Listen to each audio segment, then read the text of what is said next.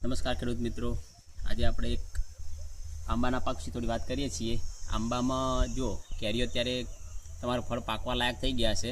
હવે આંબામાં શું કરવાનું છે, તો આંબામાં જ્યારે ફળ પાકવા લાયક થાય ત્યારે ફળ માખી અને મિલીબગ અને લાલ મકોડા જે કે જેનો ખૂબ ઘણો બધો ઉપયોગ થતો હોય છે।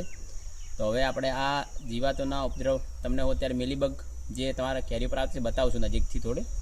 જો આ આંબાના ઝાડ ઉપર જોઈ લો, આ જે સફેદ સફેદ જે થયું છે એ બધું મિલીબગ છે। આવી રીતે તમારી કેરીઓ પછી આમાંથી આ કેરીમાંથી શું મિલીબગ રસ ચૂસી જાય છે, એટલે ચૂસ્યા પ્રકારની જીવાત કહેવાય।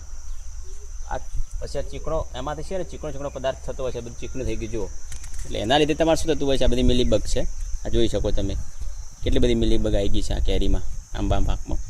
તો આના લીધે તમારે ઘણું બધું નુકસાન થતું હોય છે કેરીઓમાં। આ કેરી ખાવા લાયક રહેતી નથી, આમાં પછી જીવાત પડી જતી હોય છે।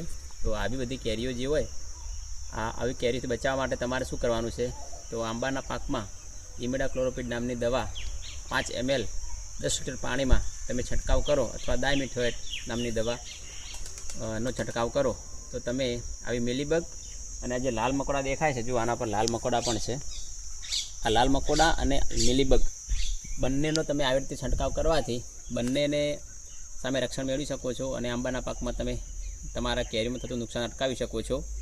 બીજું, હવે તમારા ફળ પાકી ગયા હશે તો એના માટે હું તમને કાલે ફરીથી એક વિડીયો બનાવીને બતાવીશ, ફળમાખીનું નિવારણ કઈ રીતે કરવું એના માટે। આવી રીતે આવા જ વિડીયો જોવા માટે મારી ચેનલ સબસ્ક્રાઈબ કરો, વિડીયો વધુ શેર કરો, લાઇક કરો। જય હિન્દ, જય ભારત।